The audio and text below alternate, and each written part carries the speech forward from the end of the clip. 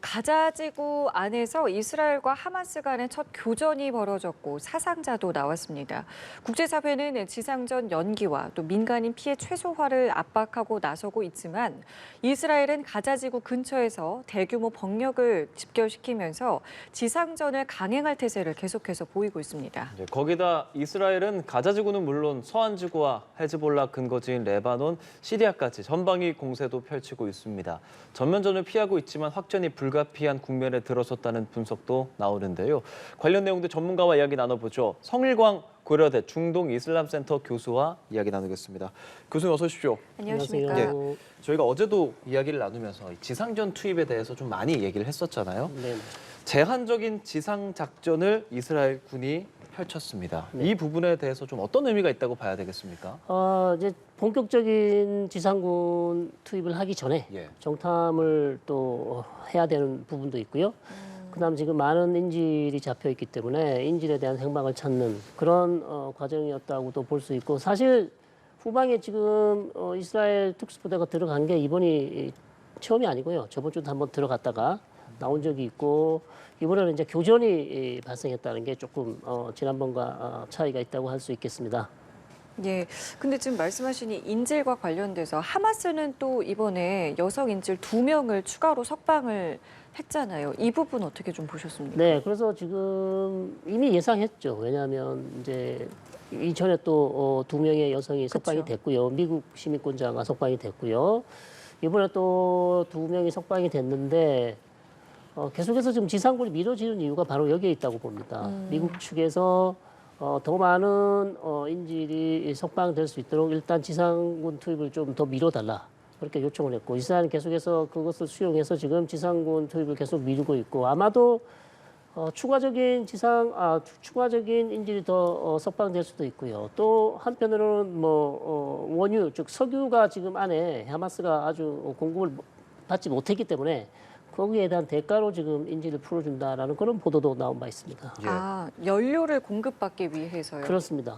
연료가 그럼 지금 하마스에게는 어떤 의미로 좀 필요한 겁니까? 왜냐하면 이제 거기서 지금 15일째, 2주째 계속해서 매복을 하고 있는데, 여러 가지 음식이라든지 아니면 다양한 자신들의 생활을 하는데 필요한 연료가 거의 바닥이 난 것으로 그렇게 보이기 때문에 이스라엘의 사실의 고사 작전을 펼치고 있는 거죠. 연료를 아예 다른 생필품은 들어가는데 연료를 공급하지 않고 있었습니다, 사실.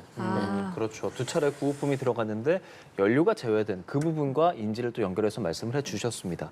지금 이스라엘이 가자지구뿐 아니라 계속 뭔가 다툼을 벌이고 있는 세력들이 좀 있습니다. 어떤 부분들이 좀 있습니까? 네, 지금 사실 많습니다. 예를 들면 예멘에서도 지금 사실상 이스라엘 쪽으로 드론과 그다음에 크루즈 미사일을 발사했다가 미 군함이 격추를 했고요. 그다음에 지금 또 보이는 것은 시리아에서도 지금 어쩌면 민병대들이 이스라엘을 공격할 수도 있고. 헤즈볼라도 그렇죠. 그렇죠. 헤즈볼라가 지금 가장 위험한 지금 적이고, 아마도 헤즈볼라의 공격 가능성이 상당히 높고, 지금 이미 교전을 계속 하고 있죠. 헤즈볼라는 사실상 교전을 계속 하고 있는 상황이고, 그다음에 이스라엘 또 요르단강 서한 지구도 또 지금 작전을 벌이고 있습니다. 왜냐하면 그쪽에서도 지금 가자 공격에 대해서 반대하는 무장단체들이 이스라엘에 대해서 저항하고 있기 때문에 거기에 또 군사 작전도 하고 있어서 지금 북쪽, 남쪽, 그다음에 내부, 그다음에 여러 지금 전선에서 이스라엘이 지금 전쟁을 준비하고 있다, 이렇게 보시면 되겠습니다. 모두가 전면전에 대해서, 그러니까 지상전 투입에 대해서 굉장히 우려하고 있고, 특히 미국도 이 부분이 좀 연기되는 것을 논의하고 있다라고 말할 정도로 우려하고 있는데, 이스라엘은 지금 전혀 뜻을 굽힐 생각이 없는 것 같아요. 현재로서는 그렇죠. 현재로서는 지상군 투입을 완전히 접었다, 포기했다고 볼 수는 없는 거고요. 일시적인 지금 즉 인질 석방을 위해서 기다리고 있는 그런 입장으로 보여지고, 또 이스라엘 언론들을 조금 살펴보면 내부에 좀 갈등도 있는 것 같아요. 어떤 이스라엘 군과 총리와의 좀 사이가 별로 안 좋다라는 그런 얘기도 나오고 있고요. 왜냐하면 이스라엘 이제 사법부 정비라는 그런 일이 또 계속 있었고, 거기에 대부분의 그 군에 있는 엘리트들이 상당히 반대를 많이 했거든요. 그래서 군과 총리 간의 신뢰가 좀 무너진 거 아니냐 그런 것도 있고 또 다른 보도를 보시면 요압 갈란트 국방부 장관이 사실상 헤즈볼라를 먼저 선제 공격하려고 요청을 했으나 나타냐후 총리가 그것을 받아 수용하지 않았다는 그런 보도도 나왔거든요. 그것은 이제 미국의 요청이죠. 왜냐하면 헤즈볼라를 공격하게 되면 사실상 미국이 또 개입을 하지 않을 수 없는 그런 상황이기 때문에 미국의 요청을 받아서 아마 요압 갈란트 국방장관의 요청을 거부한 것으로 그렇게 또 알려져 있어서 군 수뇌부가 이제 그다음에 총리와의 관계 이것도 상당히 지금 좀 변수로 지금 등장하고 있습니다. 네타냐후 총리 입장에서는 자신의 지지율이 낮고 그렇다면 이거를 강경하게 가는 게 본인한테 유리하다고 좀 생각을 하고 있는 겁니까? 아니면 반대인 겁니까? 당연히 이제 강경하게 나가야 유리하다고 생각하겠죠. 지금 이스라엘 국민들의 원성이 상당히 높고요. 국민 감정이 많이 상해 있습니다. 그렇죠? 거의 한 1,400명이 지금 사망을 했기 때문에 나타냐후 총리로서는 이번 작전을 통해서 하마스에 대한 어떤 괴멸, 하마스의 괴멸 아니면 어떤 그런 것들을 좀 가시적인 성과를 보여줘야 전쟁이 끝나면 자신의 이제 정치적 생명이 어떻게 될지 모르지만 좀 더 유리한 고지를 유리한 위치에 있을 것이라고 이제 생각을 하기 때문에 작전에 지금 지금 아주 몰두하고 있는 것이죠. 근데 이스라엘 입장을 놓고 봤을 때, 그러니까 국내 정치 상황을 제외하고요. 지금 이 여러 가지 지금 이스라엘의 어떤 행동에 대해서 국제사회의 여론도 점점 안 좋아지고 있고, 미국도 우려를 하고 있는데 여기서 강행을 할 경우에 여기에서 받을 어떤 비판, 또 나아가서 뭐 미국이 지지를 좀 줄일 수 있는 그런 여러 가지 우려에 대해서는 생각을 하고 있지 않을까요? 네, 그런 부분도 상당히 우려되는 부분입니다. 사실 지금 아랍권도 마찬가지고요. 지금 마크롱 대통령도 곧 이제 다시 이스라엘 방문한다고 하는데요. 사실 전쟁이 더 확전되는 것을 막아보려는 그런 시도도 있을 것 같고요. 전체적으로 이스라엘이 지상군을 투입하게 되면 국제사회 여론은 나빠질 수밖에 없습니다. 나빠질 수밖에 없음에도 불구하고 이스라엘이 지금 이제 지상군을 투입하지 않을 수 없는 이유는 여러 가지 이유가 있습니다. 또 이스라엘로서는 왜냐하면 하마스에게 기습 공격을 받았고 하마스에 대한 억제력을 이제 다시 회복을 해야 되거든요. 만약 지상군을 투입하지 않고 그냥 이번에 전쟁이 그냥 끝나게 되면 사실상 하마스와 그 주변에 있는 다른 헤즈볼라라든지 이런 단체들이 앞으로 이스라엘을 다시 공격할 수도 있습니다. 그런 그렇죠. 가능성도 있죠. 그래서 예. 이스라엘은 이번에 무너진 자국에 대한 억제력을 회복하기 위해서는 반드시 지상군을 투입해서 하마스에 대한 강력한 보복이라든지 강력한 공격을 해야 다음에 이스라엘의 무너진 억제력을 회복할 수 있다. 그런 측면에서 이스라엘은 지금 지상군 투입을 할 수밖에 없다는 그런 얘기를 하고 있습니다. 그렇게 지상군을 투입하면 국제사회 여론도 마찬가지고 사실 피해도 막심해질 수밖에 없고 그렇다면 지금 이스라엘 편에 들려고 하는 미국 입장에서도 혹시나 그 뜻을 굽힐 가능성도 있겠습니까? 네, 미국은 사실 제일 좋은 것은 지상군이 투입되지 않고 이 정도 선에서 휴전을 하면 제일 좋습니다만 미국도 이스라엘을 설득을 할 수는 있지만 미국이 단정적으로 절대 안 된다. 지상군 투입 안 된다. 이렇게 얘기할 수는 없거든요. 지금 상황으로서는. 그래서 지상군 투입으로 인해서 막 피해가 발생하고 민간인 피해까지 만약에 생겨났을 때도 미국은 계속해서 이스라엘을 지지하는 입장을 쭉 보일 수 있겠냐. 이 부분이 좀 궁금하다. 그렇죠. 어느 정도는 할 수 있겠지만 결국 민간인 피해가 늘어난다면 결국 출구 전략을 찾게 돼 있죠. 그러나 지금으로서는 백악관에서도 오늘 발표를 했지만 지금 휴전을 논의할 때가 아니다. 아직 들어가서 할 일이 많이 남아있다. 이렇게까지 얘기를 했어요. 그래서 현재로서는 미국도 사실상 이스라엘의 지상군 투입을 공개적이지는 않지만 힘을 실어줄 수밖에 없는 그런 상황인 것 같습니다. 그럼 미국 입장에서 지금 우크라이나에도 무기를 지원하고 있고 이스라엘까지 만약에 이게 전면전으로 이제 확대가 된다면 두 개의 어떤 전선을 동시에 이제 지원을 해야 되는 상황이잖아요. 이거는 충분히 감당하겠습니까? 본인들은 아직까지는 괜찮다. 아직까지는 충분히 이 우크라이나와 이스라엘의 무기나 포탄을 공급할 수 있다고 하는데 또 뚜껑을 열어보면 실제 그런 것 같지는 않습니다. 지금 155mm 포탄 같은 경우도 상당히 지금 이미 바닥에 와 있다고 이렇게 얘기를 하고 있기 때문에 상당히 지금 탄약이나 무기나 상당히 부족한 편이죠. 실제로 왜냐하면 이게 또 아직 전쟁이 시작되지도 않았습니다. 그쵸. 지금 지상군이 들어가게 되면 이게 좀 한 달 갈지 두 달 갈지 더 갈지 그렇게 되면 결국 무기의 부족 사태는 뭐 뻔한 것이고요. 그래서 아마도 미국은 주변 동맹국이라든지 다른 국가들에게 무기 생산을 독려할 가능성도 상당히 있어 보인다. 저는 그렇게 생각이 됩니다. 이게 장기전으로 간다면. 그럼 우크라이나에도 사실 국제사회에서 몇몇 국가들이 이렇게 지원을 하는 것처럼 지금 상황에서도 그런 식으로 펼쳐질 가능성이 좀 있다는 말씀이십니까? 그렇죠. 왜냐하면 이게 지금 무기 특히 150mm 탄약 같은 경우는 사실 우크라이나도 필요하고 이스라엘도 필요한 거거든요. 사실 뭐 전쟁 양상이 달라서 무기가 좀 다르긴 한데 이스라엘은 시가전이고 지금 우크라이나는 거의 소모전을 하고 있기 때문에 그러나 155mm 탄약 같은 경우는 둘 다 필요하다는 말이죠.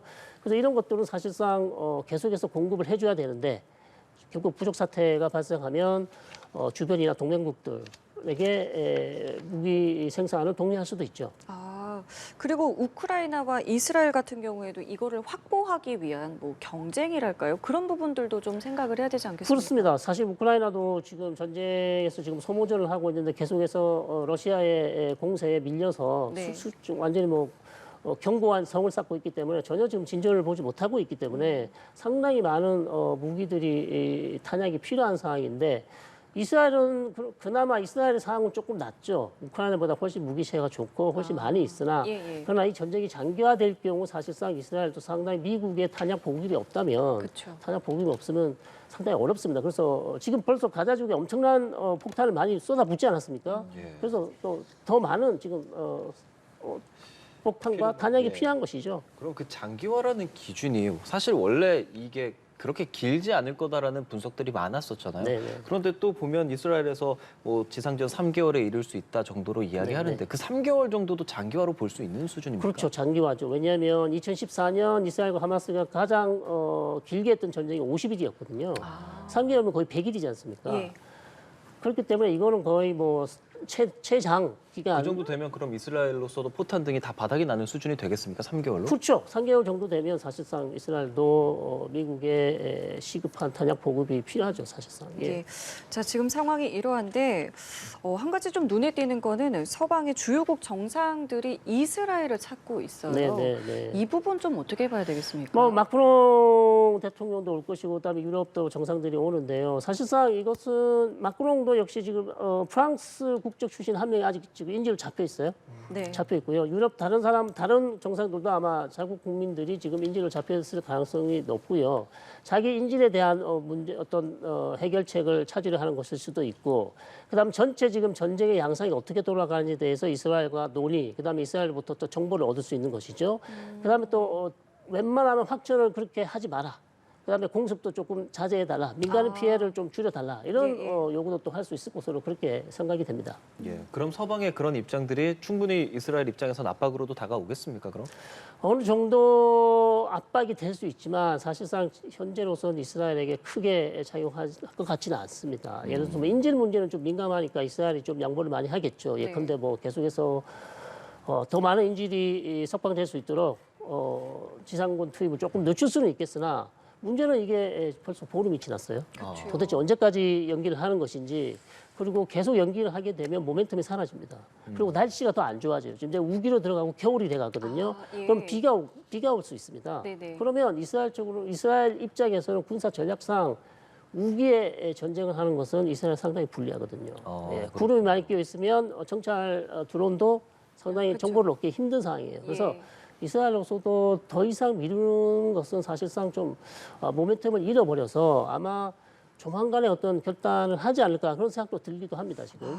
그렇군요. 이스라엘 테러 방어권을 지지한다라면서 G7 국가 중에 서방 6개국이 그런 지지 표명을 냈는데 보니까 일본은 여기서 제외가 됐어요. 네네. 일본의 속내는 무엇입니까? 일본의 속내는 지금 일본은 90% 이상의 원유를 지금 중동에서 수입하고 있어요. 그런 상황에서 뭐 자기들 얘기로는 균형 외교를 한다. 우리는 어느 쪽 편도 들지 않겠다. 즉 그것이 하마스라도 결국 이스라엘과 팔레스타인 딱 중간에 서서 한쪽 편을 들지 않겠다라는 그런 균형 외교라고 그렇게 얘기를 하는데요. 사실상 이제 어느 한쪽 편을 들었다가 혹시 원유 수입에 차질이 생길 수도 있는 거고 이스라엘을 지지할 수는 없는 것이죠.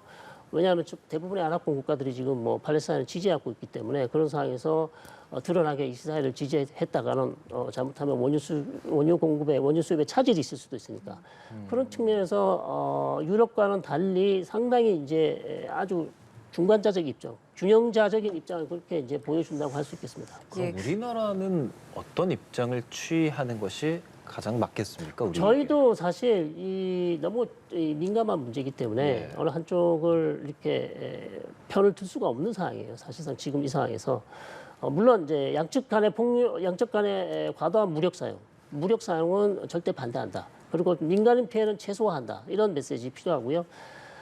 말씀드린 것처럼 또 팔레스타인 주민들의 상황이 너무 안 좋기 때문에 우리도 빨리 구호 물품을 전달할 의향이 있다. 그래서 그런 외교적인 노력이 필요하지 않을까 이제 생각이 됩니다. 예, 이 이야기가 나온 게 이제 앞서 그 서방 6개 나라가 이제 공동성명을 발표하는데 일본이 빠졌기 때문에 네, 이제 네. 거기에 대한 질문을 드렸던 건데 그 공동성명 내용을 보면은 이제 이스라엘의 방어권에 대해서는 지지를 한다. 네. 다만 인도적인 부분에 있어서는 국제법을 준수해야 된다라는 네, 네. 내용이거든요. 네. 이게 사실은 이게 참 어려운 거잖아요. 네, 방어권은 지지하면서 그러면서도 국제법을 준수해라. 네. 이 내용에 대해서 좀 어떻게 보셨습니까? 어떻게 보면 모순이죠. 그러니까요. 예, 방어권이라는 것은 결국 가자 지구 공습을 이제 허용한다는 것이고 가자 지구를 공습을 하면 결국 민간 피해를 막을 수가 없거든요. 사실. 그러니까요. 예, 그러니까 상당히 이제 뭐 유럽 입장에서도 머리가 아픈 상황이에요. 사실 그렇다고 해서 이스라엘의 가자 공습을 완전히 절대 반대한다. 예. 그러면 자위권은 완전히 이제 이스라엘 자위권이 없다고 얘기하는 것이기 때문에 유럽으로서도 사실 뭐 자기들도 이런 얘기를 하면서도 우리가 지금 얘기했던 게 사실 좀 무슨 있구나 생각을 하겠지만 다른 무슨 대안이 없는 것이죠. 그 지금 이스라엘을 여러 이제 뭐 정상들이 방문을 하고 이렇게 공동 성명을 내고는 있습니다만 사실 이게 지금 어떤 실효성 있게 움직이는 건 전혀 아닌 것이고 이스라엘이 어떻게 할 것인가 이것만 지금 바라보고 있는 상황인 거잖아요. 사실은 그렇습니다. 그럼 결정적으로 이스라엘은 어떤 이제 지상전 투입을 하게 될 때 결과적으로 이제 본인들의 선택으로 그러니까 외교에서 어떤 이야기를 하든 간에 지금 당장 본인들의 선택으로만 이 모든 것들이 진행될 거라고 보십니까? 현재로서는 그렇죠. 현재로서는 그렇습니다. 왜냐하면 미국조차도 이스라엘의 지상군 투입을 사실상 막기 어려운 상황이다. 그런 상황에서 유럽 예. 국가들이 와서 아무리 얘기를 한들 미국이 듣기는 어려운 것이고 예. 현재로서는 지상군 투입이 사실상 뭐 시간 문제다. 그렇게밖에 이제 볼 수 없는 것이죠. 예. 교수님 다른 얘기 하나 더 여쭤보고 싶습니다. 윤석열 대통령 사우디아라비아 갔고 네. 지금 중동 이제 순방을 하지 않습니까? 네. 순방하면서 1980년 이후에 43년 만에 공동 성명을 채택했습니다. 어제도 뭐 경제 관련해서 많은 성과에 대해서 좀 이야기를 해주셨는데 네. 이 공동 성명의 뭐 의미라든지 이런 부분 좀 말씀해 주실 수 있을까요? 네, 80년 이후 43년 만에 공동성명 채택이고요. 그다음에 특히 이제 한사우디 공동성명에서 미래지향적 전략 동반자 관계를 새로 정립하겠다. 이런 내용이 또 나오고 있고, 양국 간의 이제 투자 확대는 뭐 이미 계속해서 얘기를 해왔던 것이고요. 그다음에 건설, 인프라, 에너지 분야에 있어서 계속해서 양국 간 협력을 강화하겠다고 얘기했고요. 특히 이제 건설 인프라 쪽에서는 수소 경제. 그다음에 네옴시티 이쪽에 있는 뭐 스마트시티, 그다음에 스타트업 이런 분야에 있어서 상호 투자를 같이 하겠다. 이런 이제 입장도 밝혔고 특히 에너지 분야에서 우리가 이제 이런 불확실성 시대에 사우디로부터 원유를 안정적으로 공급받을 수 있는 이런 이제 협력 체계도 만들었다 이렇게 볼 수 있겠습니다. 예, 알겠습니다. 3년 만에는 공동 성명 내용까지 함께 여쭤보았습니다. 여기까지 듣겠습니다. 지금까지 성일광 고려대 중동 이슬람센터 교수와 함께했습니다. 교수님 고맙습니다. 잘 들었습니다.